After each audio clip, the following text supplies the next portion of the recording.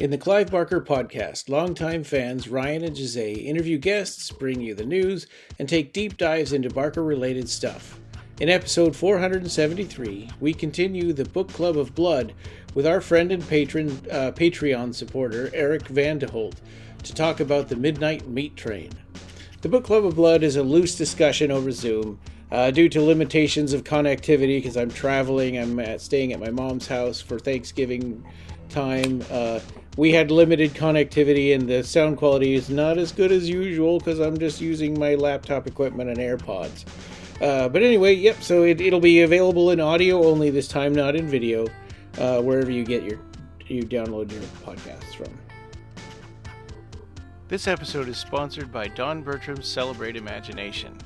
Don Bertram is a longtime friend of Clive and advocate of his art. But Don's unique and inspiring paintings are for sale, and over 50% of the proceeds go to the Arts and Medicine program at the Texas Children's Cancer Center. There's even a paver in Washington, D.C. representing Celebrate Imagination. We're thrilled that this worthy cause is sponsoring our podcast again this year, and we hope that you'll consider looking over his Pinterest page and commissioning a painting of your own. For commissions, Don requires no money down, and there will be no obligation on your part. You can also head over to the Etsy shop to buy one of his books, like A Chimney Sweep's Tale, Celebrate Imagination, or The Imaginaries.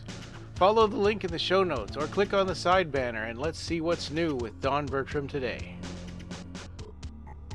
On Don Bertram's Facebook page, take a look at The Truth Behind It All, The Sun Watchers, and The Descendants. Check out his videos going over the original painting, The Bug Brothers, the Clive Barker painting, and his intro to the 35th anniversary screening of Hellraiser. Of course, the best way to support this podcast is through our Patreon at patreon.com/BarkerCast589. Our subscribers will get exclusive access to content not available anywhere else, like our Collector's Corner video series, rare Barker videos, and early behind-the-scenes stuff. Plus, backers in the $10 tier will also be able to choose an episode topic, and we might mail you something once in a while, depending on your location. Our supporters also get access to the exclusive channel in our Discord server. We'll be forever grateful if you consider helping us out and subscribing to our Patreon. So what's new on Patreon? All right, welcome. This is episode 473 of the Clive Barker podcast, and good morning, Jose and Eric. And if you hear some weird audio anomalies or delays, it's because I'm in an area that doesn't have a great internet. So that's kind of what's going on. I'm in the upstairs of above my mom's garage in Eastern Washington at the Above the Curve Winery. So welcome. How's it going? Yeah. Thank you. Thank you. It's going pretty good. It snowed here in Cleveland last night and today, so I'm looking at a nice white landscape outside. And Eric, you're in Amsterdam, right? Yeah, it snowed here as well, but it melted. It all melted. Yeah. I bet it's beautiful there with the canals and all that. Yeah, And I escaped the snow. So yes. We've got the same crew today that we had for our last Bookclub of Blood, where we talked about the story of the Book of Blood. But today we're returning to the Bookclub of Blood, and we're talking about the Midnight Meat Train, the first story besides the bookend story, right? It's the kind of the opening story of the Book of Blood, if you don't count the Books of Blood, if you don't count the bookend, yeah. That's right. We're going into the gritty, unrelenting heart of New York City, where the shadows stretch longer and the subway tunnels hum with a menacing rhythm. First, we want to thank our Patreon members before we start digging into the story. Thank you to David Anderson, Eric Vandeholt, Daniel Elvin, Amanda Stewart, and our returning sponsor, Don Bertram's Celebrate Imagination. Oh, and Bradley Gartz. Our newest member, yes. Bradley Gartz. Thank you, Bradley. Awesome. Thank you so much for being our patrons, and thanks for being here today, Eric. It's really good to talk to you. Yeah. Oh, it's a pleasure. I like, as I said before, there are not many people in my environment with whom I can talk about Clive Barker. So I really like this book club. Yeah, it's wonderful. Yeah. So All today, the story features Leon Kaufman, right? A disillusioned office worker. He's going to become the unlikely protagonist, drawn into a harrowing mystery when he discovers the brutal truth lurking beneath the surface of New York. So as Kaufman rides the midnight train home, he's going to encounter a sinister guy named Mahogany, and that begins an unsettling glimpse into horror. Or in the script for the movie, he's called Leon Kirby. Oh yeah, and he's a photographer in the movie. That's right. Yeah, he's just an office worker. His name in the movie is Leon Kaufman, but in the shooting script, it was written as Leon Kirby, and they must have made a last minute decision to not do that. Oh, you took a look into the script for that? Yeah. Cool. Because the Midnight Meat Train standalone book has the shooting script at the end of it, so I read through some of that. Oh, good. I don't have that book yet, but that's great that you got a chance to look at that. Mm-hmm. Yeah, it was. It's actually pretty fascinating. It's got a really long introduction by Phil and Sarah Stokes, where they talk about both the short story and the Ramsey Campbell introduction, and because he talked about that story in particular, and they interviewed Clive Barker and talked to I think Jeff Bueller about the Midnight Meat Train, and there is even some excerpts from interviews with Bradley Cooper. Yeah, he's in there. It's a pretty good introduction. I think it's worth buying the book just for that, but it also has the shooting script for the movie. Oh yeah, and I just realized I do have that book. It's right here on my shelf. I totally forgot about that. Oh, that's cool. Yes. So, but we're going to start talking a little bit about the Books of Blood story, right? This is one of the stories that, along with Rawhead Rex, Clive Barker has been on record saying that this is one of his nastier stories in the Books of Blood, at least according to Gary Hoppenstand in his Imagination as Metaphor book. And it is pretty amazing. It starts in kind of a naive way, and then by the end of it, we end up with total gross-out horror. And there's a lot of beautiful moments, too, in this story. So what was your experience when you guys read this story? I think for me, this time around, it was interesting to read it again after so much time, and after having seen the movie a few times, like 4 or 5 times, to realize that there's only really 2 characters, and the movie had to pad it out with several other sort of peripheral characters. Like Brooke Shields as Leon's editor, right? And his girlfriend Maya, right? And then there's Jurgis, I think, is the friend that introduced him to Brooke Shields' character. Right. Yeah. I didn't rewatch the movie for this one, so I think you probably, if you watch the movie, you'll have a better knowledge of that than I do. I rewatched about 20 minutes of it, and then I was like, I have a hard time with that movie. I mean, it's good, but it's so brutal that I wasn't really in a good mood for watching that again. So I made it to the part where the woman gets hit with the hammer and her head rolls around, and I'm like, okay, I think that's good enough. Okay. Right. I made it through the whole movie. Yeah, you did? I rewatched it. Yeah, I rewatched it yesterday. Yeah. Yeah. So this was published in 1984. In the opening, it says, Leon Kaufman was no longer new to the city. The Palace of Delights, he'd always called it. So there's this poetic idea of New York, especially back in the day when there was a lot of opportunity, there was a lot of art and underground artists working in it. And it was a very central cultural hub on the East Coast. And it's always been that way. You get the impression from Phil and Sarah's introduction to the standalone book that he had been writing this story since about 1974. Oh, okay. Yeah, from the time that he fell asleep on the subway and ended up at the Far Rockaway station. Oh, that's wonderful. That totally mirrors that experience that he used for Leon falling asleep on the train. That's great. I like that Leon starts out by telling his story. Like he moved to New York about 3 months ago, and he arrived, like a lot of people do, to New York at the Port Authority bus station. And I guess that probably is the same thing that Clive did. Probably he arrived at the Port Authority bus station too. I guess when I went to Los Angeles, I also came out at that central station that they have there. So these stations are usually kind of in the center of the city, right? So when you come out, you're just thrown out into this bustling city of people. I got to see a lot of what Los Angeles had to offer, including homeless people and people talking to themselves in the bus station, people sleeping in the bus station. It's a place where you definitely see a lot of people who are just transients or moving through, or where people just kind of flock to because they're going somewhere or arriving or leaving. But it's a place where you get the first impressions of the city. And the story opens with this sort of extended metaphor of the city as sort of this trampish sort of woman, right?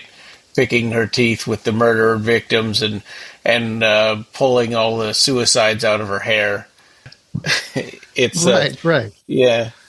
That's the poetic part. I think it's when you think of a city as a living thing, more so than just the sum of the people that live in it, a place of opportunity.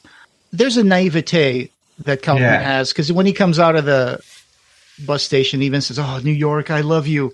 But then by the end of the story, he's going to have a very different opinion about New York. Oh, in the beginning already. Exactly. I think after a few months, he just realizes that New York is just a city. Yeah. With a lot of violence. And he's kind of mad at himself for being so naive and having dreaming his whole life of moving to New York. And now that he's there, it's kind of like, violence is everywhere, and people think that it's cool to have known someone who died violently. Yeah. And unlike the movie, there's this rumor about the subway killings, right? That it's been happening recently. Yeah. And people talk about it in the deli and at bars and stuff. And we learn when we get to Mahogany's point of view, we learn the reason why is because he's gotten kind of old and sloppy. Old sloppy, yeah. Yeah. The subway slaughter, yeah. And it's also interesting that these happen in the subway, so they happen under the ground. So it's like you're going deeper underground, not just metaphorically, but also like towards, a darker place. So, and he, like you said, he finds out quickly that the city, the poetic image he had of the city is just, it's just where things happen. It's just a location. And so violence happens, beautiful things happen, but also a lot of poverty, a lot of, the underbelly of the city is always where you find a lot of people who fall through the cracks. And of course, whenever there's violence, that usually catches our attention. And so the media will always jump on that. They would be covering the killings, especially if it's a serial killer, right? I mean, people tend to flock to that kind of mythology about serial killers because it's something that you can't understand and that you feel like you can be subjected to that for no apparent reason. And that makes it even more scary. Yeah. So, and the subway, were they still very grimy and dirty in the 80s? Because in the movie it's different. They even mention it. A few of the passengers. Well, you have nothing to worry about. There's no graffiti here. It's clean. Yeah, because it's all stainless steel, like a they play with butcher. Yeah. Because that way you can clean it easily with just hose, Yeah. That's the midnight meat train. Yeah. But yes, you're right. I've seen pictures of the subway in New York around the 80s and 70s, and oh my God, it was so dirty and grimy and full of graffiti inside and outside the carts. So it already feels dangerous when you enter the subway. That's right. Is my guess. Yeah. I think that one missed opportunity for the movie is I think they really should have filmed it in New York. Because there's a feeling, right, with New York movies like Ghostbusters that you really kind of get the vibe and the feeling of New York. And you don't get that with this movie as much. No. Yeah. And I maybe thought it was because they moved the story to the now, to now. To the present, right? To the present, sorry, yeah. Because they used cell phones, and so it was clearly not taking place in the 80s. So maybe New York is different, was different when they filmed the movie. Well, that's true, but they also filmed it in Los Angeles, I think. Ah, okay. Yeah. I've been to New York once, but I cannot really remember the subway, how it was. It was also in the 90s. That's interesting. I've been in certain subways around the world. I've been in the Paris subway. It was a little scary. It was late at night, and there were a lot of but subways late at night. There were a lot of groups of young men and being loud and stuff, and the subway station. And it's very old subway in Paris. I've never been to the one in New York. Lisbon has one too, which has been expanded a lot. That one's always been kind of okay. There's a lot of nice little stations with a lot of marble decorations. But New York, I bet it was pretty grimy back then. One of the things about these murders that have been showing up in the papers is the way that the victims were left behind, right? Because they were strung up and disemboweled, and all of their clothes and items had been removed. So they were like being butchered like animals, you know? Yeah, they were shaven. They were shaved. And their clothes were neatly folded. Yeah, and even their eyelashes and stuff were plucked out. I remember, this is going to sound horrible now, but I'm going to say my grandfather had a farm, so he had animals. And sometimes he would say, well, let's kill a chicken or let's kill a pig or whatever. And I've actually seen how that happens as a kid. And it's not a pleasant experience to see how a pig will fight for his life before he gets stabbed in the heart. They got to string him up and disembowel him. And of course, at that time, my mom usually said, well, you know, you shouldn't be looking at this. Let's go. But I got to experience the smell and the brightness of the blood and the way that they light up they light up some straw on fire and they use that to scorch the hairs off of the body and all that stuff. I could almost see like mahogany shaving the bodies and the smell of what it would take to disembowel something. It's very, very nasty. Yeah. Images in my head. And to make the movie, Ryuhei Kitamura and Clive Barker went to a slaughterhouse. In the movie, Mahogany is a butcher. Yeah. You see him at work, but it is not mentioned in the story, is it? I can't remember. I don't think so. He only shows up either at his apartment or doing his job at the train. And there's some like musings in his own mind in the story that about his, you know, he has an ex-wife, right? And he has family in New Jersey. And that's really all we know about him. No. Yeah. And he's a bit vain as well. He thinks he's better than everybody else. He thinks he's at a level above. He's performing the old tradition, I think. That's what they mentioned. And we'll find out more about that tradition as we go forward. It's interesting that, you know, when you have a big city, right, there's a lot of people, sometimes they go missing and nobody ever knows what happened to them. And sometimes people don't care. We just think, oh, they just went somewhere else or they left town or whatever. But sometimes it's not what happens. It's they disappear because they are eaten by the city. And I mean that metaphorically and also literally. That interior monologue as he's walking down the street and, these people don't know. I wish I could tell them, because if they only knew how great I am, and the old tradition of Jack the Ripper and, you know, and stuff like that. He's super proud of himself, and he even catches himself a few times where he's thinking, oh wait, you know, I got to stop thinking like that. I could give myself away, or he has to sort of put himself in check.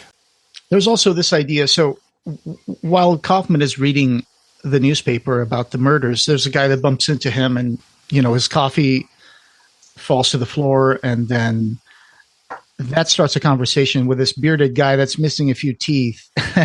And at one point, it starts devolving into a little bit of like conspiracy theory. But he gets a good part of it right, which is kind of interesting. That, you know, if you hadn't read the story already, you wouldn't realize that he's got, he's like, oh, there's some kind of monsters down there, things that aren't human. But then he starts talking about clones and stuff, and they tried to make a super cop and all that, then it gets crazy. But at the start of it, he's got part of it right. Sure. And New York's not stranger to having myths about what's in the underground, right? I mean, they used to have the idea that there were crocodiles in the sewers. Or that people would flush down the toilet because they got a little crocodile in Florida, and then they bring it home and it starts growing, and they're like, well, down the hatch. Or even underground cities, that there are people living in the subway or in the sewers. Yeah. There definitely is a documentary from 2008 called Voices in the Tunnels. And there are people who live in those tunnels, and there's a lot of closed out subway stations that have been blocked out, but they're still there. They still have, trains in there, and they still look like the train station, subway stations from like the 50s or whatever. And there was also the idea of the Morlocks, right? The Morlocks live under right. And you had this television series in the 80s with Linda Hamilton. Oh my God, Beauty and the Beast. Beauty and the Beast, right, yeah. I love that show. Yeah. With Ron Perlman playing Vincent. Yeah. And they also had a city beneath the city. Right. Oh, yeah. I used to love that show. Yeah. I think you can still find it on Amazon and DVD. Was it in New York as well? I cannot. It's so I don't remember. Yeah. Let me look. He was traveling on the subway train. The Beast. Oh. When she was in trouble, you saw him ride on top of the metro. Oh, subway. Man, I forgot that. It's been so long since I watched that show. Yeah. It was supposed to take place in New York, Beauty and the Beast, and that was also recorded in Toronto and New York. So I just okay. Yeah. So good catch there, Eric. Thanks for bringing that series up, because I really enjoy that show. It was really good. And obviously, I mean, Clive Barker went back to the underground cities with Midian and Cabal and stuff like that. So it's always like the underground is the place where what's outside of the norm survives, right? It's where things are hiding under the ground. And sometimes it's where you found the foundations of a city. And those foundations, in the case of New York in this story, we're going to learn more about who created the city. The interesting part of that is they talk about even before there were any humans. So it's kind of like, yes, it's the foundation of the city, but it's kind of like it was a city there before there was ever a New York or New Amsterdam, or even maybe like Native Americans and stuff. Right. Do you think that the city fathers that we see at the end, do you think they're human or they're not human? I think they're not. Yeah, some of them, but there seems to be one sort of main creature. Mm-hmm. Yeah, that can speak. He keeps it very vague. It doesn't. It reminded me of Lovecraft when he. It looks like this. But it's kind of a real Barker description, right? Lovecraft would have just said it was defied description. Yeah, but Clive Barker said, it was shiny and it looked like a school of fish. Yeah, and it didn't have, I think it didn't. I might be confusing because I just read the script part of the ending too. Because in the script it was like the whole cave was this monster. And it was what he thought was the walls of the cave was actually its skin, and a tentacle came out and grabbed Maya's heart and threw it into its mouth because a huge mouth opened up for just a fraction of a second just to eat the heart. It's like, man, I wish they had put that in the movie. Yeah. Yeah, you're talking about the first American, right? The father of fathers. Yeah. And they call him the grandfather in the movie script. Oh, yeah. I see. But he wasn't in the movie at all. They cut him out. Very vague. I think producers wanted to make it less supernatural. Which is okay. It's like if you're in, right? You got you've already got these sort of semi-human cannibal things. Just do the rest of it. To me, that's the worst part of what they did with the movie was pulling back that way because they were. They wanted to make it more slasher and less I was hoping that in the movie you would find out a little bit more about who these fathers were and are. Yeah. Because in the story it's also a little bit vague. It's just, hinted at. It's just enough to keep you intrigued. Well, and it was supposed to have a large theatrical run, and then that would have spurred them to make sequels that would have explained other stations across the world, and then they would have had more time to explain what they were. But because of the problems with Lionsgate, and only making it a limited theatrical run with only 100 theaters, then they that just kind of killed their plans. Yeah, I do want to go back to what Eric said about the Lovecraftian nature of some of those city fathers, and especially the grandfather, right? The original American, because one of the themes that H.P. Lovecraft has is cosmic horror, the insignificance of humanity, and sometimes the existence of these ancient, unknowable creatures or beings, right? So the first American is totally one of those. It doesn't even have much of a description because it's just left to your imagination. Yeah, I particularly like the poetic sound of when he moved. It was like a mountain was sitting up, and I think that's just typical Barker when he comes up with something beautiful like that, and it really tickles my brain. And the line, like, if anything, it looked like a shoal of fish. Shoal of fish, yeah. And I can read the description from the script here really quick too. It says, sure. Point of view, looking down from the wall, it's as though we are a giant looking down at Leon and the driver from a height. The wall, something moves in the dark, just highlights. And then these highlights begin to move. What appeared initially to be just a cavern wall is actually the skin of a being so massive that it fills the cavern, floor to ceiling, and continues away from Leon and the fathers to an unknowable depth. The bits of skin visible are darkish in color, smooth in texture, although thin enough to reveal the massive muscles that ripple beneath the consistently wet. This is the grandfather.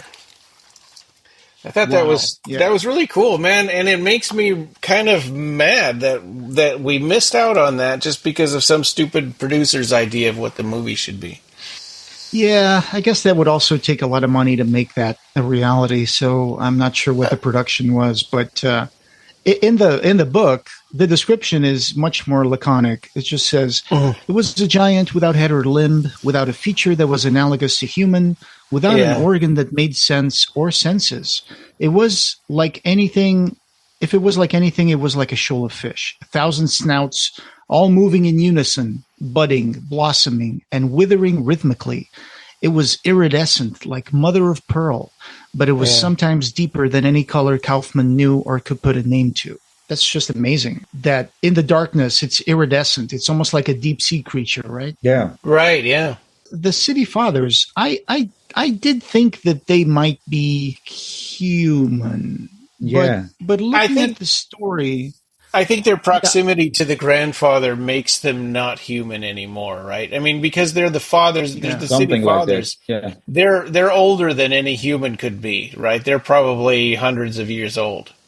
Right. They got these liver spots, and they're wrinkly, and they look super old and very, very skinny, So, but going back to the book story. So it actually not a lot happens in this story, but there's a lot of Clive puts us a lot in the minds of both Mahogany and Kaufman. And it's particularly fascinating when he puts us inside the head of Mahogany, because it's almost like we're living inside the head of a serial killer. Right. Well, he's kind of like his own hero, right? He thinks he's a hero almost, but he's not. Yeah. Well, and also that kind of hubris that he feels is a little bit of his downfall, because he has been thinking, he's getting old and slow and sloppy, and he really should take on an apprentice, but it's something that he only thinks about but never gets around to, because he feels so important, so self-important, that it kind of becomes the ruin of him. He probably should have replaced himself a long time ago. I think it stems from this idea that if God is a creator and creating is divine, maybe taking things apart and dismantling them can also be seen as, in a way, not divine, but also powerful. Like there's a power to create and there's also the power to destroy. Yeah. But his destruction is meticulous. It's not just, splattering everywhere or just ripping things apart. It's very methodic, and it's very much like disassembling or dismantling a body. And I think that is also interesting, the way he's meticulous in the way that he dispatches his victims and butchers them. Well, and there's this sort of cryptic line from the City Fathers when they're talking to Leon at the end about how this is just as disgusting for us as it is for you. But we have to. And there's this sort of like, is it like a curse? It's hard to know because it's not explained. Why do they need to eat humans? No. But it's some kind of a pact, and it's like, hey, you want this big, fancy, bustling, successful city, then this is the cost. And they're all kind of a part of this contract, whether they like it or not. Right. I think this is where the human sacrifice idea comes in, right? So that's been a thing with certain cultures around the world. Right. Of course, nowadays we don't do that anymore, but there used to be a lot of human sacrifice in the ancient pagan world. And there's also, for example, in the Celtic world, there's the Wicker Man, right? Mm-hmm. Where they would sacrifice someone, or the Druids would sacrifice a person, sometimes giving thanks after a victory or before a battle, or to get good crops.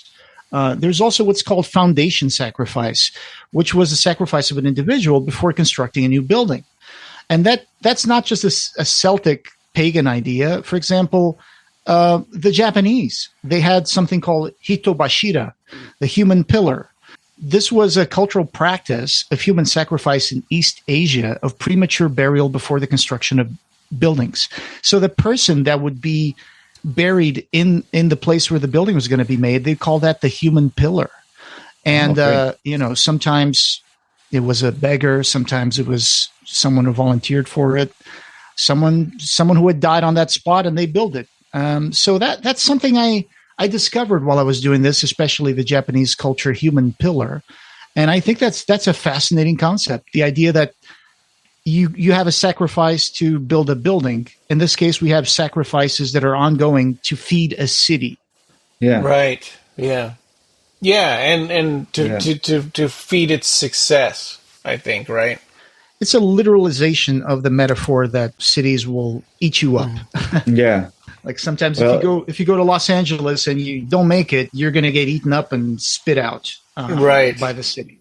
And that just means that the city has a culture that if you don't fit in that culture, you're not going to make it. But in this case, they literally make it like these ancient fathers that are under the city are being fed by this butcher, Mahogany, who goes into the subway. And there's even a special station, right? There's a special subway station for the butcher.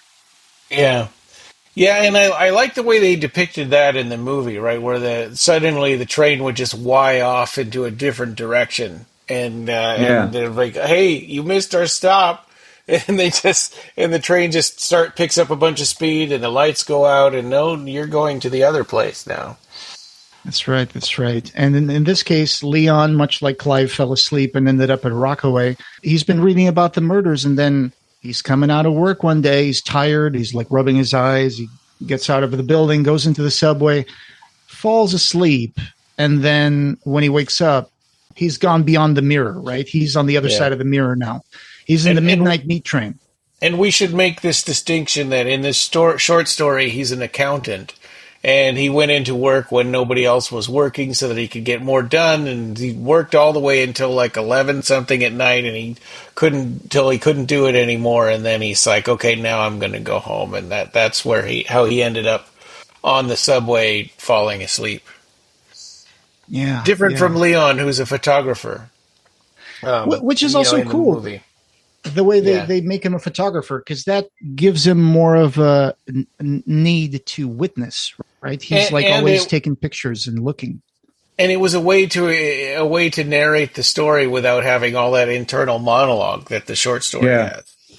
Yeah, that's one of the more successful ways they expanded the story, I thought, making him a photographer. Yeah. Yeah, I thought that was good. Yeah.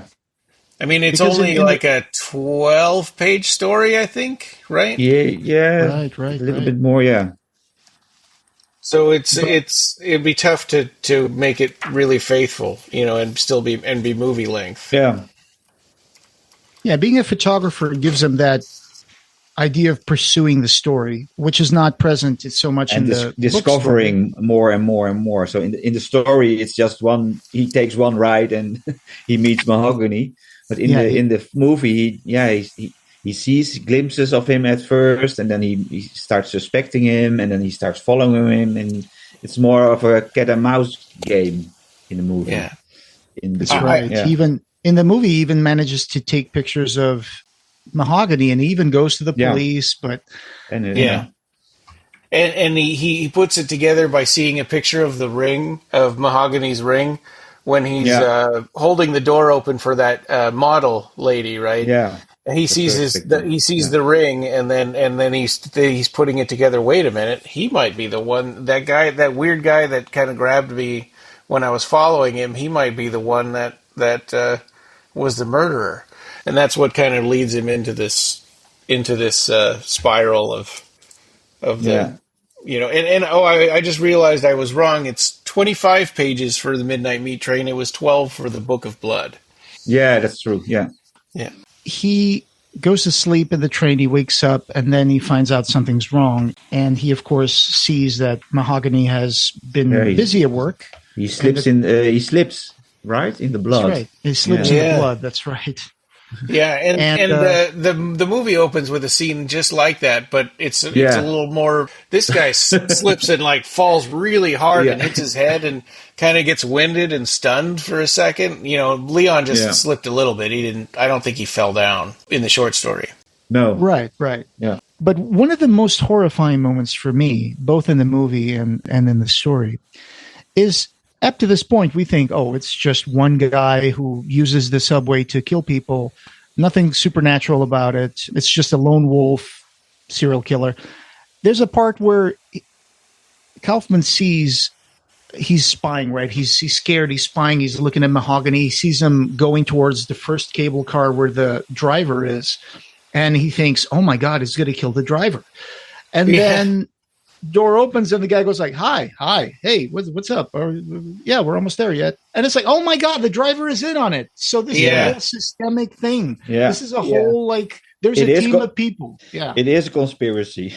Yes, it is. Yeah. I really like it as well. Yeah, I know. Yeah, and so the guy with the missing teeth wasn't that far off. That's right. But when we're reading this story for the first time, I'm presuming because it's hard to remember, but we probably read that and thought, "Oh, that's just a crazy guy." Right. I can't remember. And there's a reference at the beginning, right, when he's reading about the murders that happened. There's almost like a throwaway line that says, "Well, the city fathers said that we would find the killer and bring it to justice, but the stuff, but nothing really happened, and they were still investigating." So he mentions the city fathers at the beginning in a direct relation with the people who run the city, right? The politicians, the bureaucrats, or whatever, or the mayor. But then at the end, the city fathers has a much more different connotation, and it seems like it's a different layer of power that controls the power above. So we think that we're in control, but we're not really in control. Forces from under the ground are controlling the city.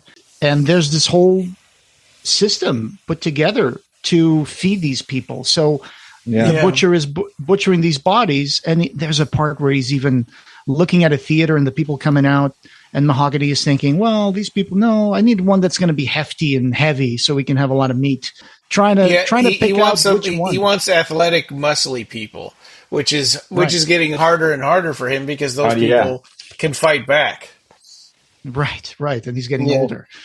But it's funny that he's looking at them in a way of which one of these is going to be plump and tasty enough? Which one is going to be heavy enough to provide for these city fathers that I'm feeding? Right. The well-fed intelligentsia. Yes, the well-fed intelligentsia. He's preying on the rich. The theater crowd, Yeah, the theater crowd, That's right. Because they are healthy. they can afford to be healthy. Yeah. Yep, and they're just getting out of plays, after the late night. The part that the meat and bones of the whole story is when he wakes up and he sees the murders, right? Mm-hmm. And then, like you said, there's a confrontation. Mahogany it's quick. It's a lot quicker than the movie. Yeah, it is. I mean, which is almost just like a blow, counter blow, and then boom, stab in the neck. Yeah. And he was trying to stab him somewhere else, and he missed and stabbed him right in his neck instead. In his eye, I think he tried to stab him in the eye. That's right. Which is also gross. Yeah. So Mahogany is almost emotionless, and he's like, "Well, you were sleeping. Yeah, I saw you.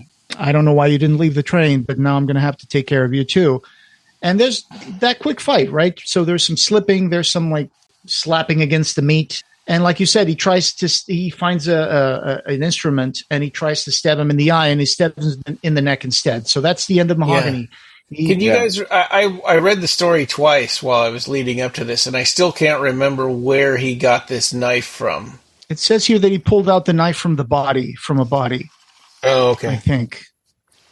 So it was I thought it was a cleaver that he swung into the body. Find the knife between the clothes? No. Oh, maybe. You're right. It was he took a knife from a heap of clothes from the Puerto Rican guy. And maybe then he's... Yeah. That's it. Yes, you're right. So the Mahogany had killed a Puerto Rican guy and had taken off his clothes and put it in a neat pile along with all the belongings. And one of them was a knife, I think. Oh, okay. So the victim had a knife. Yeah, lying amidst the rhinestone rings and the imitation gold chains. So that's how he grabbed it, and that's what he uses to kill Mahogany. He kills him with one of the weapons that belonged to one of his victims. But yeah, so now Mahogany is retired, whether he wanted to or not. And the train is still moving, right? So the train is still going somewhere. Yeah, but it doesn't take long until they stop. Yeah, but it seems like it's the end of the line, and it's also kind of where they all get off the train. And he introduces the train man introduces Leon to some people. Before that, when the train stops, he hears the voice of the driver saying, "We're here, man. Better take your place, eh?" Yeah, and he's like, "What is that? What could that mean? Take your place?" And what's happening? Yeah, he says, "We'll be out in half an hour." So the train stops, the doors open, and he gets a smell, right? He gets this smell that comes from this dark tunnel that's like this caustic smell almost of, a lot of, I would suppose it's rotting meat and stuff. And then he sees a little flicker, and he sees a silhouette. And that's where he starts seeing that there were these little creatures that go into the car, and they start looking at the bodies that are hanging up, and they start like licking their lips and touching the meat, and they all gather around the bodies and are like, ooh, the food. And that is such a creepy part. That is almost like a moment of insanity for Kaufman. He's frozen with terror. Yeah. Yeah, but they look old and frail, and they have their teeth filed to points, which is really weird. Like, why, if they're if they were naturally supposed to be eating people, you'd think they would have pointy teeth to start with. And they're very old. They're decaying. They've got diseased skin. But they also seem to have superhuman strength to rip people apart and eat them. Like the way zombies do in Romero movies. And so one of those creatures looks at Leon and goes like, "You," and it says, "You came after the other." Yes, I think he's talking about Mahogany. Yeah. And Kaufman at this point, he's been doing this also to Mahogany. His reply to this is just total rejection. He just says, "Fuck you." Yeah. And everything they say to him, he's like, no, yeah. And then the creature tries to smile. And it's like this rusty thing coming out, these little pointy teeth. And it's like, "Now you must do this for us. We cannot survive without food." Yeah. And then he just pats the rump of flesh. There's a lot of disgust from Kaufman. Yeah, you kind of wonder then if the city grandfather cursed the original builders of the city and made them this way. It's like, hey, you want your city to be prosperous, this is the way you're going to do it, and made them like that. Maybe they were human to start with.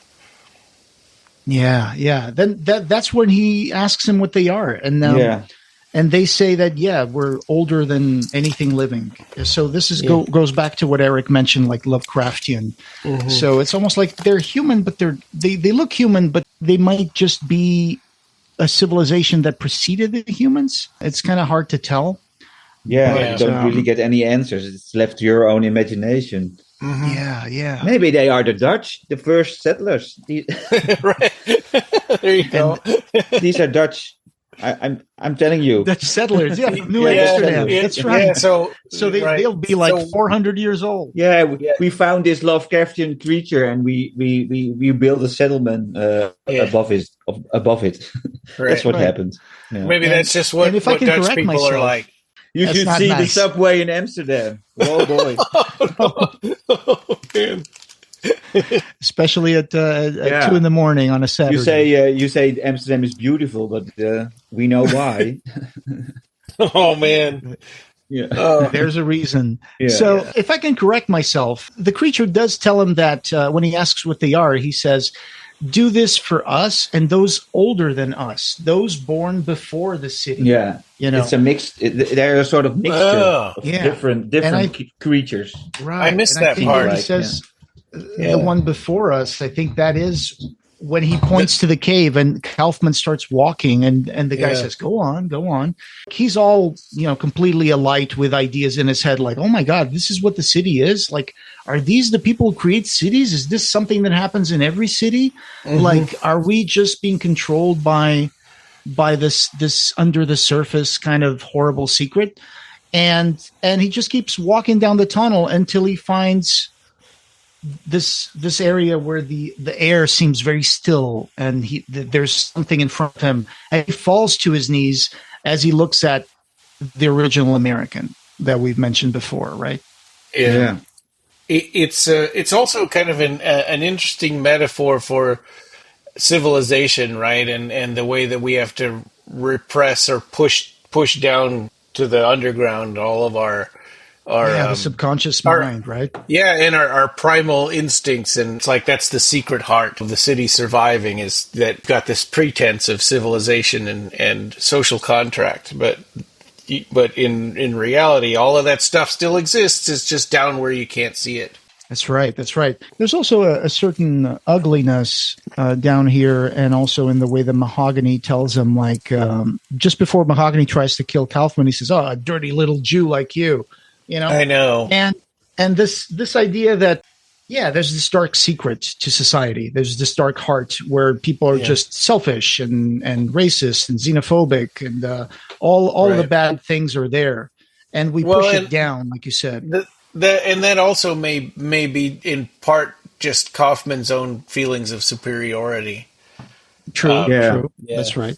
Yeah. That's right. Not Kaufman. I'm sorry, Mahogany's. Yeah. Mahogany. Yeah, I know what you mean.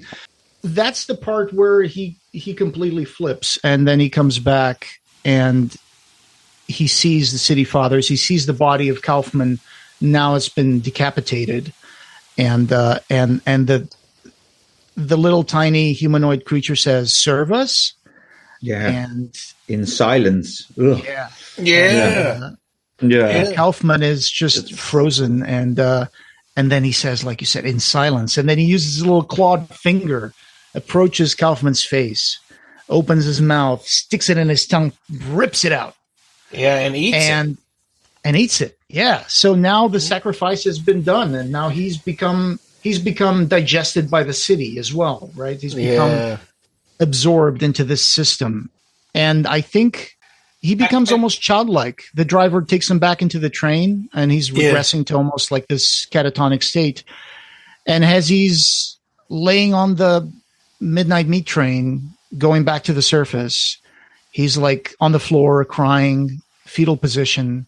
Well, and he passed out too, and he passed out, and he wakes up later, right? Thinking, he was kind of hoping that he died, but he didn't die, and he's awake, and his mouth is glued shut with blood.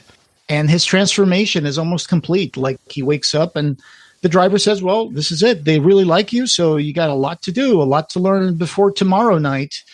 And he just kind of gets him out of the train, goes into the special train station, And he says, well, this is Mahogany's replacement. Or there are more people. Yeah, more workers there. Yeah. So there's this whole system and team of people that are in on this. Right. And And they spelled that out a little bit in the movie because he had like a special medallion and a ring, that had a symbol on it that said like, hey, this shows that I'm above the law and I have this station that, whatever I do is sanctioned and there's nothing you can do about it. Yeah, and the detective was also in on it.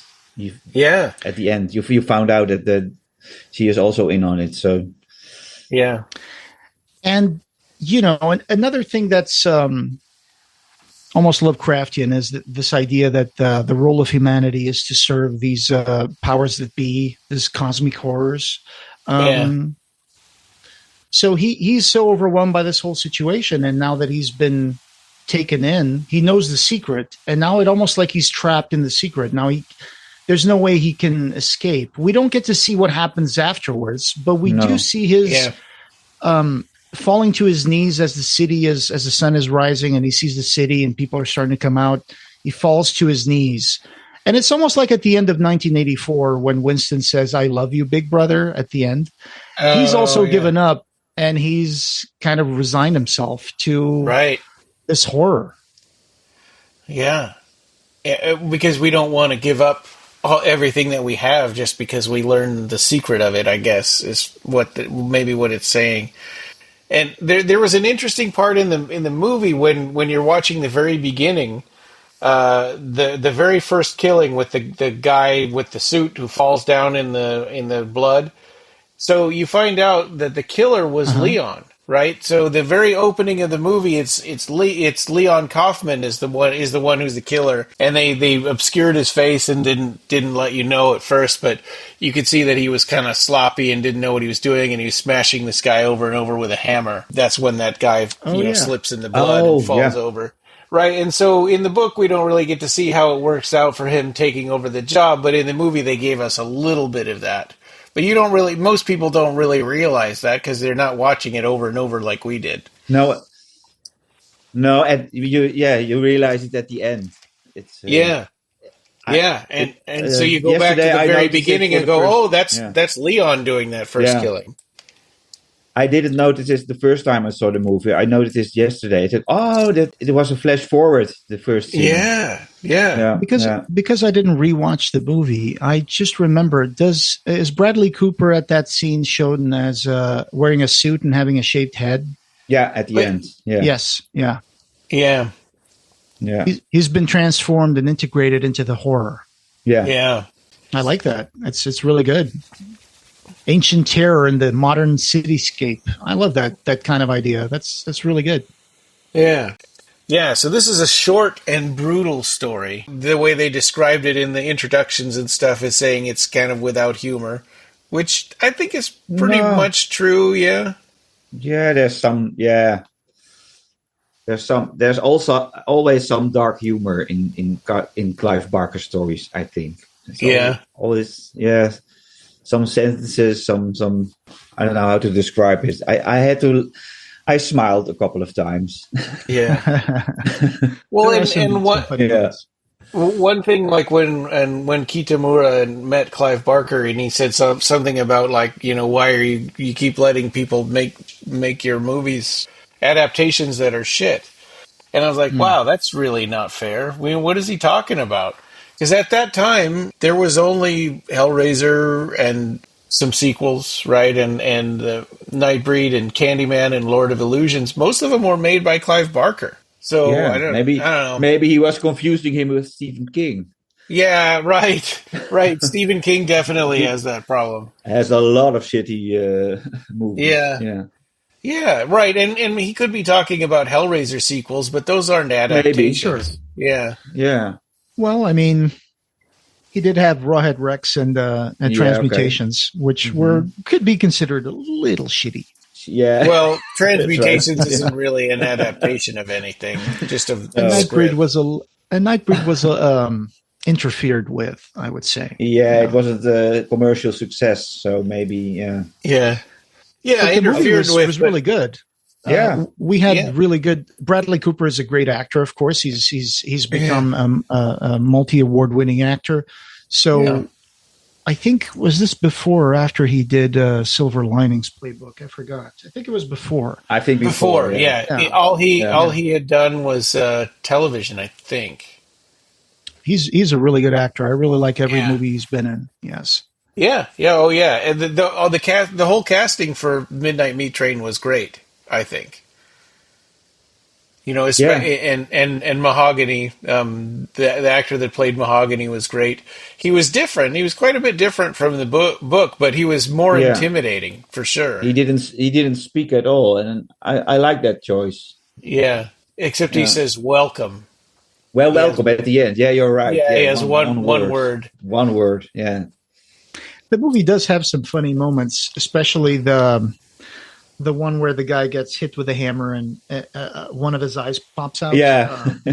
Ted Raimi. What's the guy's name, Ryan? Yeah, Ted Raimi. That's right. Yeah. In the TV version, one eye pops out, but in the unrated version, both eyes pop out. Yeah. Both? That's right. It's funny that they did two different scenes for that. I have the TV version then on Blu-ray. Well, I only saw one eye pop out. Well, it's not really a TV version. It's just the regular R-rated version, and then the director's cut. Okay. Yeah, it was sad that Lionsgate Films decided to just release the film to a second run discounted theaters. That was a really big disappointment because at the time when I saw the movie was coming out, I saw the date and all that. Then it was like, oh, you know, they're going to dump this into discount theaters. Like, what? Dollar theaters, really? And it never made it to any theater anywhere near me, so I couldn't even go see it until the Blu-ray came out. Yeah, well, that's what happens when company management changes, and then the previous administration's projects get buried. Yeah, and the new head was more into that movie with the people who break in wearing the masks. That home invasion movie. Yeah. Oh, what was that called? I forgot. Strangers, yeah. They were pushing that, and they really didn't care about this. But you'd think they would. They put all that money into making the movie. You'd think they'd want to get that back, right? By putting it in theaters. The whole thing seems dumb to me. Sure. But great casting, like you said, and especially Mahogany, played by Vinnie Jones, former football player. Soccer for you Americans out there. Right. But Vinnie Jones, man, he kills it as Mahogany. Literally, he really kills it. It's great. And the scene in the movie where they show that Mahogany was also his body had some sort of changes going on, like cancerous tumors. Yeah. That he had to cut out, and then he would put it inside a little jar. It reminded me of The Fly with Jeff Goldblum. Oh yeah. Yeah. When his parts are falling off and he's keeping them like in a little pharmacy cabinet. And it looks like he's also changing into something non-human. Yeah, it seems like maybe the exposure to the city grandfather maybe is what turns you into one of the city fathers. Yeah, over time. Yeah, I guess. Also, his life was extended because he had train tables going back to like the 20s or something. That's right. Yeah, and he hadn't really physically aged. The book that you mentioned at the beginning of the episode was that Clive Barker's Midnight Meat Train, released by Dark Regions Press. Yeah. I have in 2014. In 2014, that's right. I have the unsigned gift hardcover. And then there were 450 signed and numbered hardcovers. I have number 88 of that one. Cool. 450. 88 of 450. Yeah. And then there was like even more deluxe editions at the time. 66 I want to have deluxe. this as well. Yeah. And there were 13 ultra deluxe tray cased lettered hardcovers that sold at $1,300 each. That's just wild. That's too much for me. I can't manage those. The amazing thing about this book, of course, is that it features not just the story, but it also features a facsimile edition of the shooting script, right? Where you can see all the it's almost like someone took a photocopy of every single page of the script. And we see little selections of storyboards as well from the movie. And you get to see like certain action scenes here. and you see photos and stills. There's some photos of Ryuhei Kitamura with Clive Barker, and there's pictures from the book. And there's these paintings that were paintings Clive did to attempt to illustrate what these characters would look like, right? Yeah, I think it's also interesting that the introduction by Phil and Sarah Stokes called "First Stop on the Highways of the Dead" is almost as long as the actual story. It's like 18 pages. I know, but it's a great article, right? Yeah, it's really good. It's really comprehensive and goes into both the story and the movie. Yeah, everybody should get that book and read that introduction, because it goes on to explain things like, when did Stephen King do that introduction that said that Clive Barker is the future of horror? They go into that stuff, and they go into the previous attempts at making the Midnight Meat Train, right? At some point, it was going to be mixed in with the Candyman 2 with Bernard Rose. You can listen to our episode with Bernard Rose. I think he mentions a little bit about that. He does, yeah. He does, yeah. Yeah, and Clive Barker had said, like, well, where's Candyman in all this? Right. Yeah. Right. This is Ryan cutting in here. So when I was editing this podcast and working on the show notes, I wanted to find a link so people could buy the Dark Regions Press edition of the standalone Midnight Meat Train book. And what I discovered was that Dark Regions Press is out of business. It looked like they have been since July, and I had no idea. I mean, I guess I just wasn't getting their newsletters anymore. So anyway, I went back and looked it up, and that's what I found. And it was kind of sad. I saw some news stories about it, some Reddit discussions and things.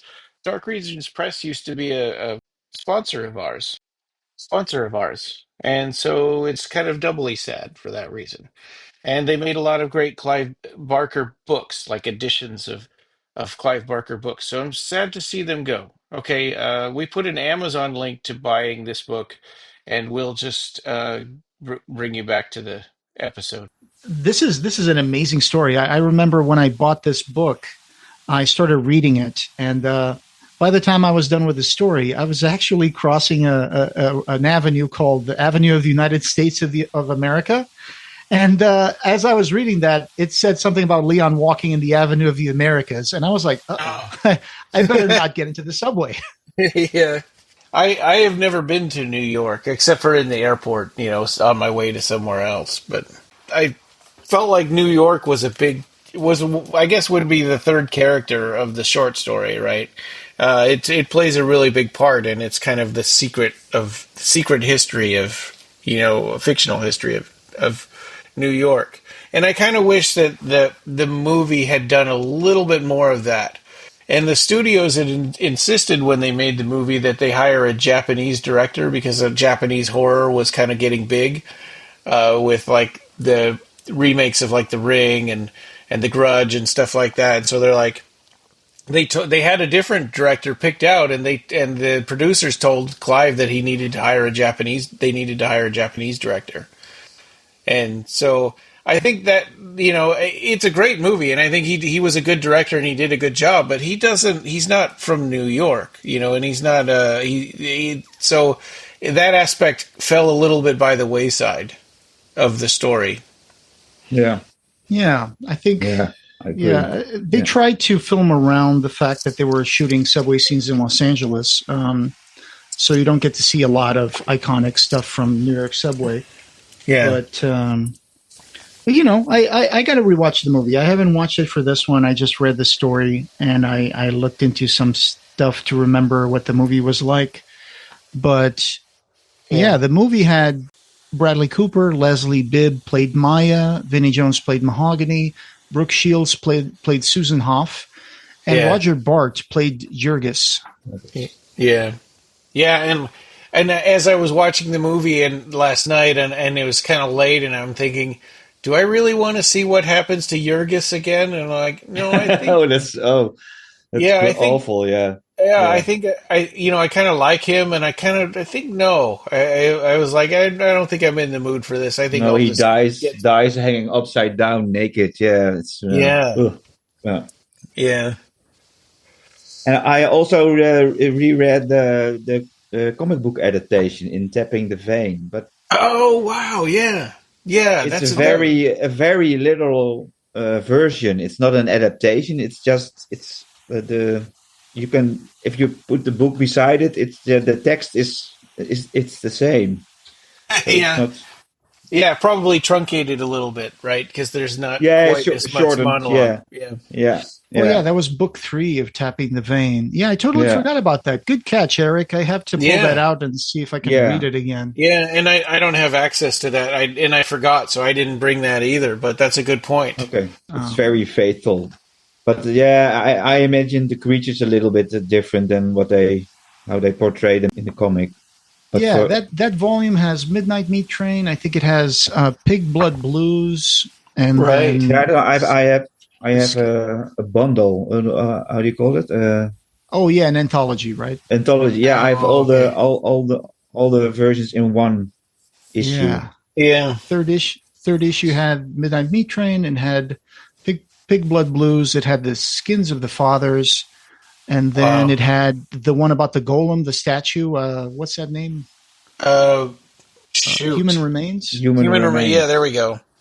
There we go. Yeah, I kind of wish that they had just done them, all of them, and done them in order instead of the way they spread them out. Order, I also have here the Madonna, Down Satan, Scapegoats. It's the those stories were all amazing. These were separate volumes, Tapping the Vein? Yeah, there were, I think, or 5? Okay.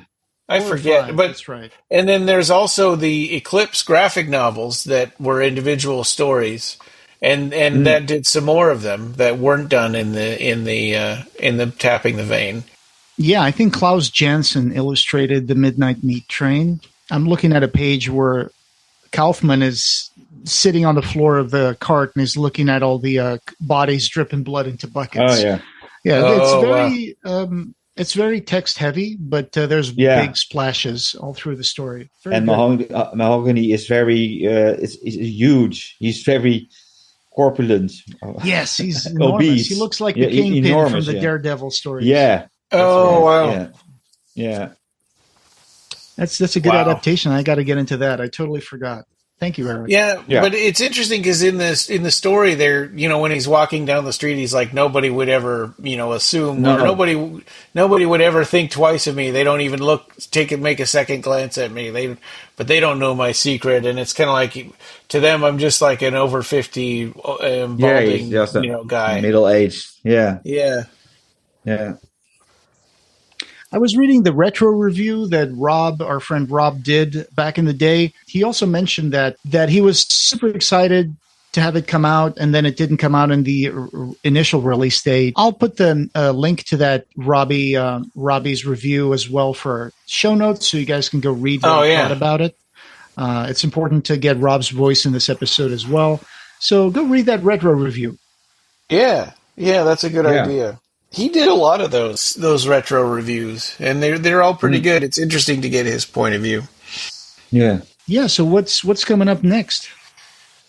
So we are going to continue on with the Hellraiser Quartet of Torment Disc 4, but probably not until maybe late December or January. If we want to get Pete Atkins involved, and I think it's worth waiting for to do that. Oh, of course. He told us recently he's doing a project right now, but he should be okay with the December date. So, yeah. Yeah. More news and interviews. Pete's working on something. Yeah. And we're working on some, interviews that we need to put together. We'll bring Jericho Squad back, and Bookclub of Blood will be, what's the next story? I didn't even look at that yet.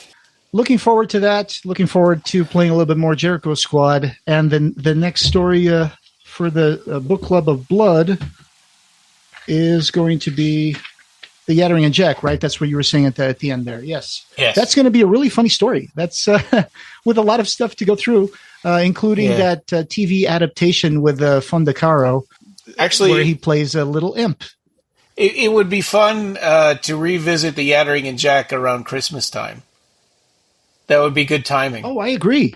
Yeah. Yes. Let's do that. Yeah. I'll have a ghost turkey. All right. So, Eric, thank you so much for joining us today. It's always great talking to you. And thank you for having me. Yeah. If you want to join us for Yattering and Jack, you're more than welcome to. Yeah. If I can, I will. Yeah. All right. That sounds good. Great. And this podcast around having Christmas, no beginning will have no end. Thank you for joining us, and we hope you have subscribed. You can find the Clive Barker podcast wherever you find audio. Show notes for this episode, as well as news and reviews, can be found at our website at www.clivebarkercast.com. The Clive Barker Podcast, or BarkerCast, is an independent editorial podcast and blog that is not affiliated with or under contract by Clive Barker or Seraphim Inc. This is a labor of love by the fans for the fans. You can chat with us on our Facebook BarkerCast listeners group, our Facebook page, Twitter, or our Discord server.